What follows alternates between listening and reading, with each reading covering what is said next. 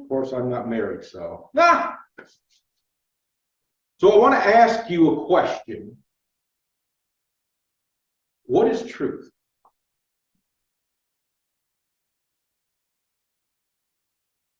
And don't all answer at once. Well, part of me wants to say it's what you believe. And the other part? It's a pretty open-ended question. Yes, it is. Yes, it is. It is. Truth is open-ended. At least you would think. Because my truth isn't necessarily Right, your truth. You're dismissed. Right, your truth. But, you know, we expect truth to be fact. We expect that, especially when you're in school. You know, when Thanksgiving comes around, I like to talk about community. Why? Because, well, when I was in school, I was taught that the Pilgrims and the Native Americans got together and they had a celebration. Well, that went out the window just this week. I scroll through NPR in the morning and in the afternoon. That's how I keep up with what's going on. I scroll through, I look at the headlines. If they're interesting, I'll read the article. If not, I'll just leave the headline go on and on and on, especially with politics. But there was this article about Thomas Morton. And Thomas Morton lived in 1600s, 1640s, thereabouts. And he ran out of the New England colonies, wasn't the United States then, but he was run out of the New England colonies 3 times, which I found was interesting. So I couldn't read the article, I had to listen to it.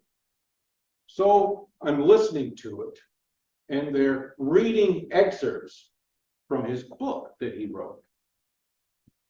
And before I get too far, the title of the article was that the United States could have followed a different path, and we could have had a different result.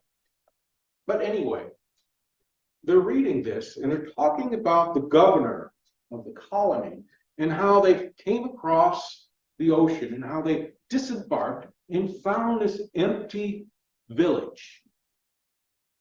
This empty village. Apparently, there was a plague prior to their getting there from earlier European traders. You know how we like to carry things with us, baggage and all. But the village was empty. And the reason why it was empty is because, well, if you look at your history, it'll tell you that the Native Americans were migratory people. It was cold. November's cold, right? Yeah. So what do you do when it's cold? You go where it's warm. And that's what they did. They moved out. And then when they came back, what did they find? It's like Goldilocks and the 3 bears. There's all these people in our huts, breaking our beds. Squatters. Squatters, that's right, squatters. And what I found really interesting was that the position that these people had taken, pilgrims. Now, pilgrims left Europe. I think they were Protestants, but I could be wrong. But they left Europe because they were too strict, too fundamentalist in their viewpoints. And then they were followed by the Puritans. And believe it or not, they say that the Puritans were a little more free-spirited.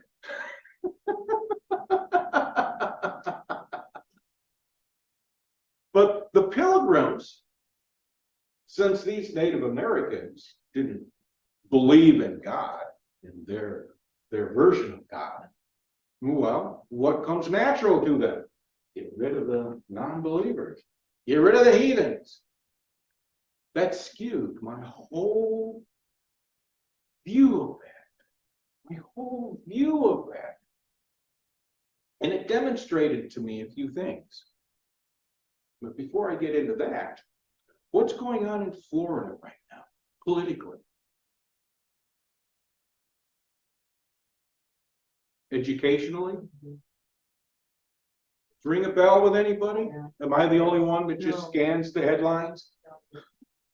Changing colleges, changing the curriculum in school. Changing the curriculum in school. I just read an article where public colleges, they're going to yank social studies.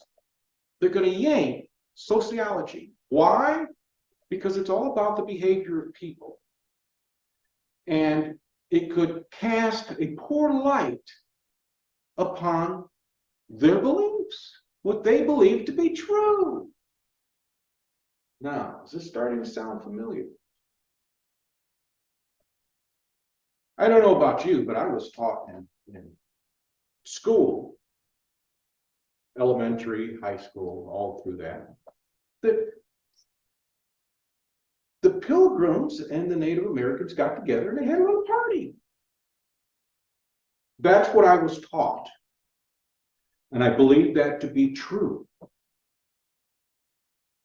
The interesting thing about truth, or I should say the interesting thing about history I discovered, didn't really discover it because I'd read it, but I guess you could say I discovered it, is that whoever's in power writes history.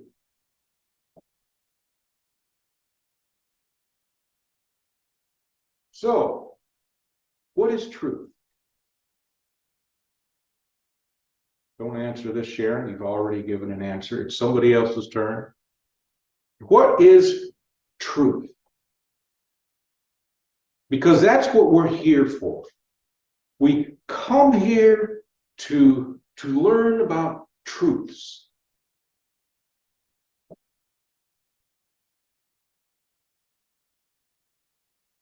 Ken, I see you in deep thought there.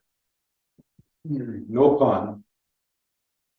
Well, yeah, it's kind of is a rhetorical question you get in colleges where they ask you that to generate talk, conversation, what is truth?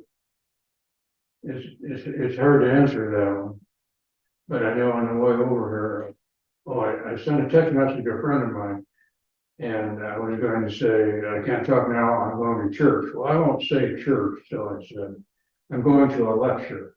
That's how I do that. And I know you don't really like the word lecture because it's you giving everything out, but there's different meanings for lecture. And I'm losing my train of thought here. I'm trying to get it out. Yeah, lecture. But you don't want to slam it. Where am I going? I was thinking about the fact that I know that this is going to generate talk and it's controversial. But why is it that so many college professors seem to be, in fact, they're just on the news, seem to be communistic in their thinking? And a lot of that goes back to China. China has poured billions of dollars, not billions probably, into infiltrating universities in the 1930s. They did that by bringing their students over here and spending a lot of money, making big donations to the school boards of that university. And if they didn't teach the way they wanted, they would withdraw that bonus of money.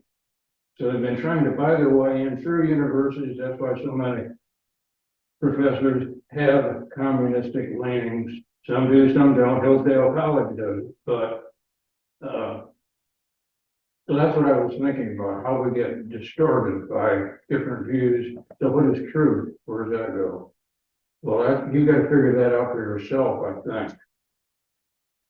It's your experience. Your life is made up of your experiences, and if other people you talk to have not had the same experiences, it's difficult for you to have a dialogue between the two of you. If you have the same experiences everybody in this room has, we can talk about these things, but you're not gonna get anywhere in a Baptist church, I'll guarantee you that. I'm gonna guarantee you, what do I know? I'm getting carried away, but there is some truth in it. There's some truth in it, there you go. I see the correlation. Baptists are so judgmental about everything, they can't accept. Don't say that, that'll get you in trouble. Don't worry, I'll edit it out. And Angela's over here just laughing away. And that's good.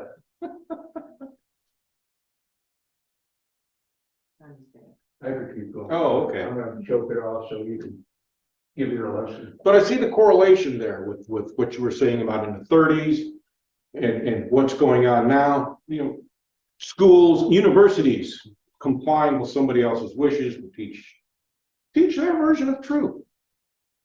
I don't watch a lot of TV because I have my mind on other things, but I saw some just recently where they were grilling, Congress was grilling some heads of universities. And they are so far out that they just didn't even make sense to the station news people. Yeah, we're starting It's so to. obvious that they were far out in their viewpoints and not doing what parents want their students, their children taught. Yeah, we're starting to wander off topic here a little bit, though. But I know what you're saying. I know what you're saying. A lot of these university heads are being grilled about anti-Semitism on their grounds. Right, that's what kicked it off. And everything is shifted into another upheaval with what's going on in the Gaza Strip. So, but I see the correlation, and yeah, it's in there a little bit. But we're all here to look for truth. At least that's what I used to think. Let me see here. I've got a little something from the Seed Corn, which is tracts on spiritualism. And this was something that, gosh, I can't remember the guy's name. Robert Dale Owen Sr. He had made his transition into the soul realm, and he's bringing this through Emma Hardage. And one of the things that he says, and these are he was big in free thought and such, but it's couched kind of in Old Testament language here. But I won't read it that way. What I will do is I will say, you shall search for truth in every department of being. Test, prove, and try if what you deem is true, and then accept it as the word of God. Search for truth in every department. So, Sandy, what might truth mean for you?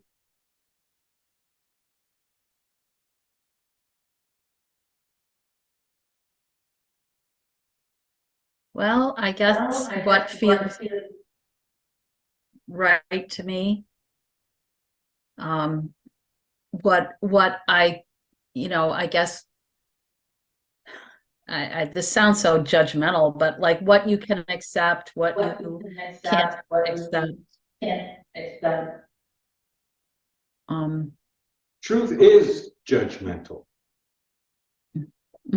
Truth is judgmental. We like to say that there's universal truth, but it's really a fallacy. I mean, universal truth has to be so broad. I mean, here is something that universal truth could be. And I was going to close with this, but I guess I'm not going to do it now. In Al Rappaport's Buddhism in America, he writes in the opening part of that, of the Four Noble Truths. First noble truth: birth, old age, and death produce suffering.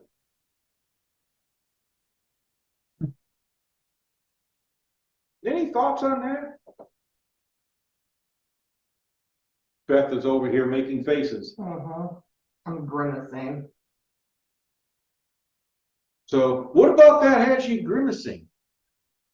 It's more like what we do with it that would produce suffering, not necessarily a truth.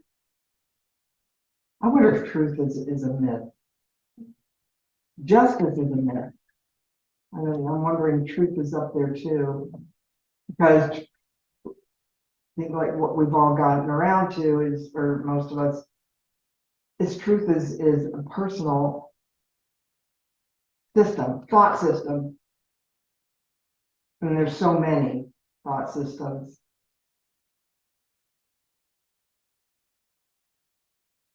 It's really, it's mind-boggling, it's jaw-dropping. I've been trying to thinking and thinking as he started saying, I overthink. So when you first asked that question, what is truth? I'm like, let's peel away these layers, this layer, and this layer. And I say, well, maybe truth is some little sliver about this big that doesn't have any kind of human emotion attached to it, doesn't have a slant, doesn't have a bias, doesn't have a what. And then that, I think that led me around to, gosh, is truth a myth? Sandy hit it right on the nose with her response. I feel. So that makes truth emotional, right? Yes, I feel. What are your thoughts, Angela?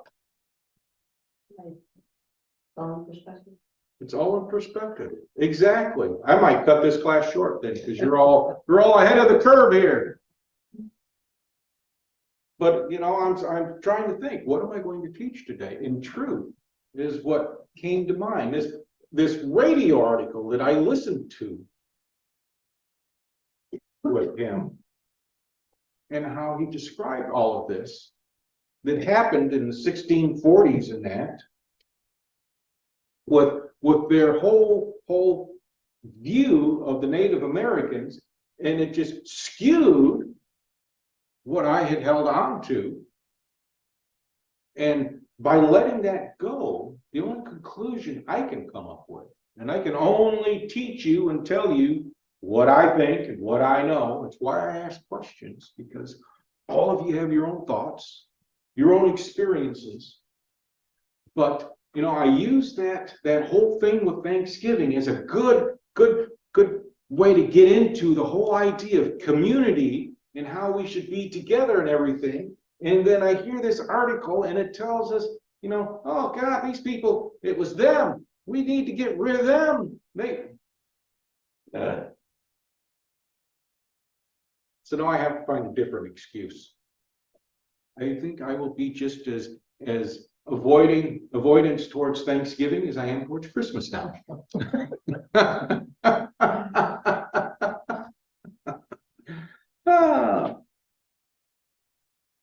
But yes, that's the whole idea. That's what I want to impart to you. That truth it's a personal thing. It's your truth. It cannot be something that is written in stone, even if it is your stone. It cannot be that. Truth is fluid. And we have to, again, as Robert Owen Dale tells us, we have to continue to search for truth all our lives. We cannot stop testing it. We have to prove it, and we have to prove it to ourselves. Because we cannot prove a truth to somebody else. I can't prove something is true to you. I had a conversation with a friend of mine one time. This was a few years ago. And we were talking about COVID. And he says, you know, we should have a public debate about whether COVID is dangerous or not. We should have a public debate. That's what I did. I laughed. And my response was, you want to debate fact? And he says, no. But we should have a public debate. And then, as I thought more and more about it, I'm a big Doctor Who fan. And what came to mind was, you know, the doctor is looking for a way out. He asks this group of people, which way out? And every one of them pointed in a different direction. And his response was, that's democracy for you. I still laugh when I see it. That's democracy for you, state of confusion. But the whole idea comes right back to, there is, as you said, truth is a myth. It is a myth because there is no truth. The first noble truth, birth, old age, and death produce suffering. Well, it's not that they produce suffering, it's how you choose to experience it. The second noble truth, the origin of suffering is cravings and attachments. And I just saw Angela kind of knit her brow there. What? Cravings and attachments. What is it that they say about, oh, here's a good one. What is it that they say about love? The cliche. You always love the one you can't have. And since you can't have the one that you love, you suffer because you can't have the one that you love. And then you begin to obsess over it. And you create more suffering. You spread that suffering around and everything. That's what he's talking about with cravings and attachments. And what is it that is big in society, especially in the metaphysical realm? You're a soulmate. Search for your soulmate. There's only one soulmate for you. And you got to have that soulmate. And if you love someone, you got to marry them. Beth's over here just rolling.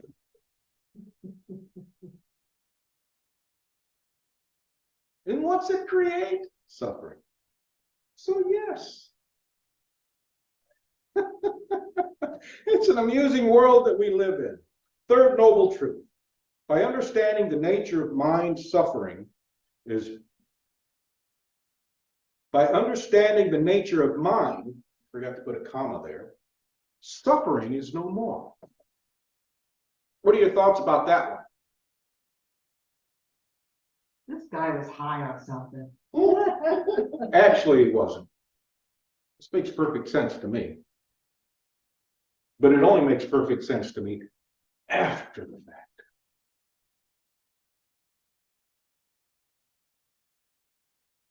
Well, think about it. What is the nature of mind? What does mind do? It thinks. Yes, it It thinks. creates ideas. Then what are thoughts? Ideas. And what are ideas? Anybody.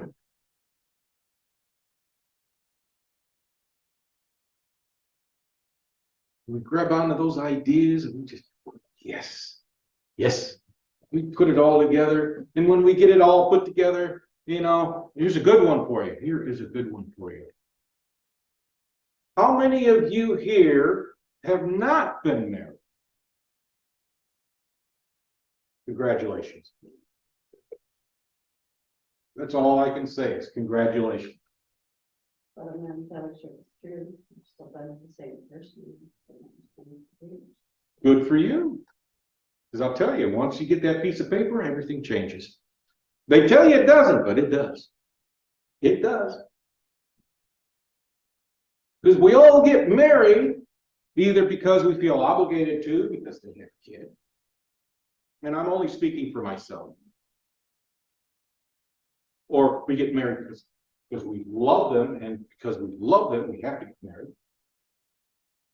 And we have this idea about what marriage is like because we like to watch the Hallmark Channel.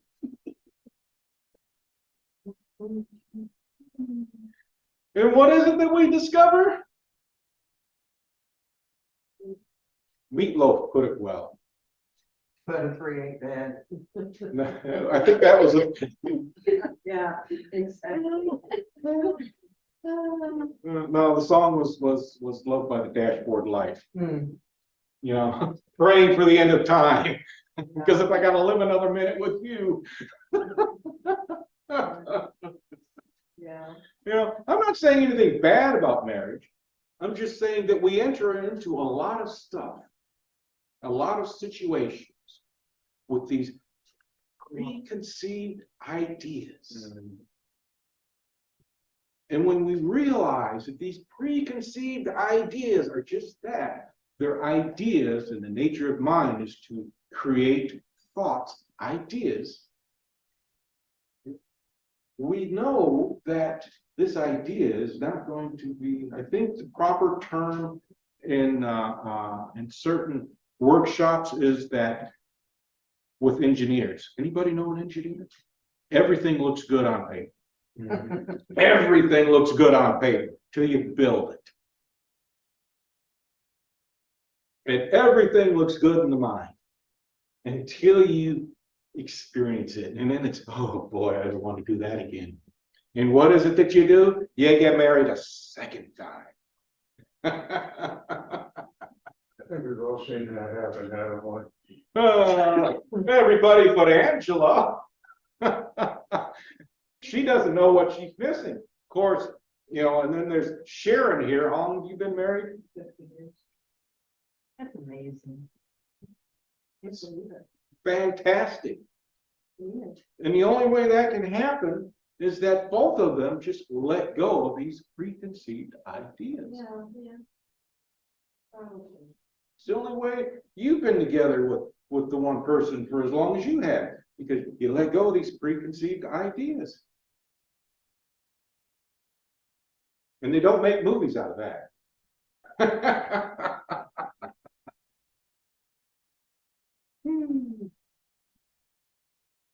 Fourth noble truth is the path one must take in order to eliminate suffering. Fourth noble truth is the discovery that truth, as Beth put it, is a myth.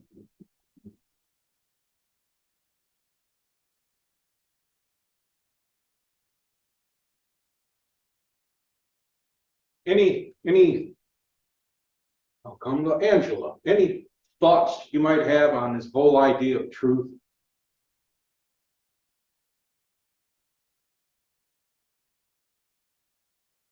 It's never ending, but also at the same time, I don't really think that it exists because it's only what you interpret. It's not. I would say, there's like fact in the fact that, whether it's like gravity or things like that, but even science is ever changing. So, I mean, how truth is personal, it's all in your experience. Exactly. And there is no way of taking the human experience out because, hey, we're human. That's what we are. That's what we do. That's how we feel. Yep. A plus. You can teach next week. Very good. So, any last thoughts, Beth? No, All right. Been hanging around Ken too long. I was just, we're raised on fairy tales. Yeah. Mm-hmm. Yeah. You're just raised on fairy tales. Mhm. It's something, sometimes I think what I'm about to say is disconnected, but maybe this isn't. Saw an article about, there's a new Girl Scout troop. They're called the something Monarchs, but it's for girls of color. And they have badges, and their badges are learning consent. They're all social justice topics. And they earn badges in social justice topics. I'm like, Yeah, oh my gosh, what a great idea, man. I wish I'd have been around when I was little. I would have joined it, but I hated Girl Scouts. But can I join? I'm a white girl. I mean.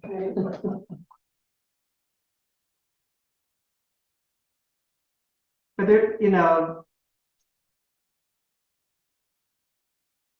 white, I guess I'm saying, white America or white is not a truth for them. Their life is very different. And it's like, I like their idea of truth. But anyway, interesting. Interesting. Yeah, I thought I was hearing things. No, I think I'm hearing things too. Now I'm talking about the fly. Yeah, That's about- talking about the fly too. I thought I had a new floater. Oh, jeez. I didn't see it, I just heard it. I heard Yeah. a little buzzing. Yes. So, how about you, Sandy? What are your thoughts? Well, a couple of things. The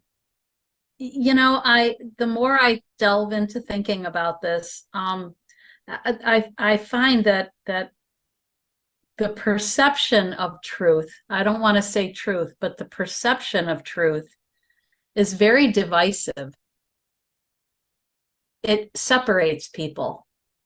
If you don't think the way I do, I won't like you, I won't be around you because that's my comfort zone. And we all have to think alike or else, or you're bad and I'm good, to put it simply. So I sometimes I just feel like we said about your perception of truth should be your dictate toward people. You shouldn't, if someone perceives a truth different than we do or I do, I accept their truth. I accept them for what they think. And try very hard not to categorize that person into some place. And I think that happens a lot. It happens, I would have to say it probably is the thought process for most people. But it makes sense to step back and try to recognize where someone's coming from and what their truth might be, and that you accept it whether you agree with it or not. And it was very interesting, very thought-provoking today. Very good. Good. I just used marriage because that's the first thing that came to mind. Mm-hmm. But you're right. Misconceived ideas that we have about a lot of things, because we sit around and we fantasize. Oh yes, this will happen. This will happen. This will happen. And well, great one is 501c3 for the church. I'm thinking, okay, this will take just a few months, and then we do the sign, and then we can do. And in reality.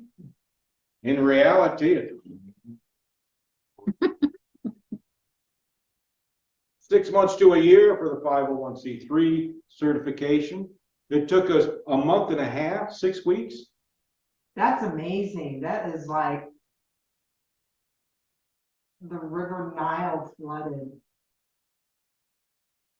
and getting the city to do something. I thought it was amazing. I thought it was very fast for a city bureaucracy to approve something. I think it was closer to 8 weeks. Just waiting on a permit for the sign. I figured we wouldn't hear until after the new year. So, you know, we get these preconceived ideas, but what he's saying here with this fourth noble truth is the path one must take in order to eliminate suffering is the natural principle of acceptance. No, okay, that's the way it is. Everybody thinks differently. If I, you know, and I used to, okay, this is way too far for me. Now, if I keep on with that, I'm going to be stuck where I'm at forever. If I don't want that, I've got to, okay, let's let go. So what are your thoughts, Sharon? Well, the other, just a little tiny aside about the whole marriage thing. You know, like Sandy said, taught a bill of goods, even if your own parents had a terrible marriage, people still get married. You know, if you grow up in it where it's terrible and it's fighting and all of that, people still get married. Yeah, So it's interesting that, but you know, maybe it isn't so much the marriage thing as it is people just connecting. And sometimes people stay together, you know, nowadays, there are a lot less marriages. There are a lot more people cohabitating, having lives together without paper. So people are still going to get together no matter what, whether they get married or not. well, this is the thing. This is what I've deduced marriage actually is. This is my deduction. It has nothing to do with love. It has everything to do with what the other person's got. It does.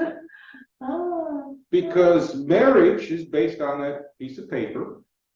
And that piece of paper is what? It's a legal Mhm. contract. Mhm. I wish somebody would explain that to me. Me too.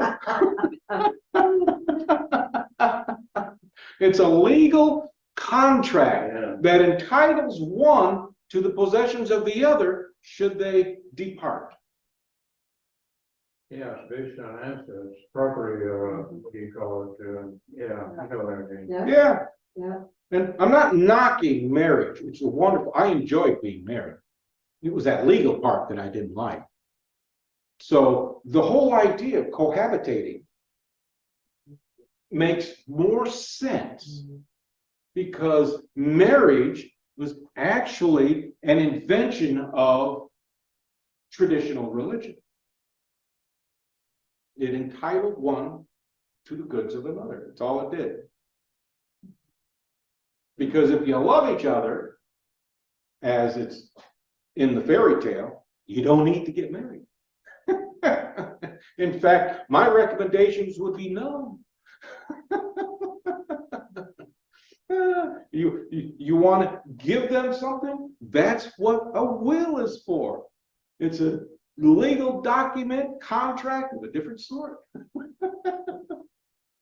So what are your thoughts, Ken? Yeah, you hit everything on the head, and I've already talked too much anyhow. So, you've done a good job. Well, I'm going to close with this. When we ask for truth, we receive it according to our ability to understand it. And that is what truth is. It's very personal. It's very emotional. It's very intellectual. It's all about you. And I want to thank all of you for your words and for participating in our conversation and allowing me to share this with you. So you can close out the recording, Beth.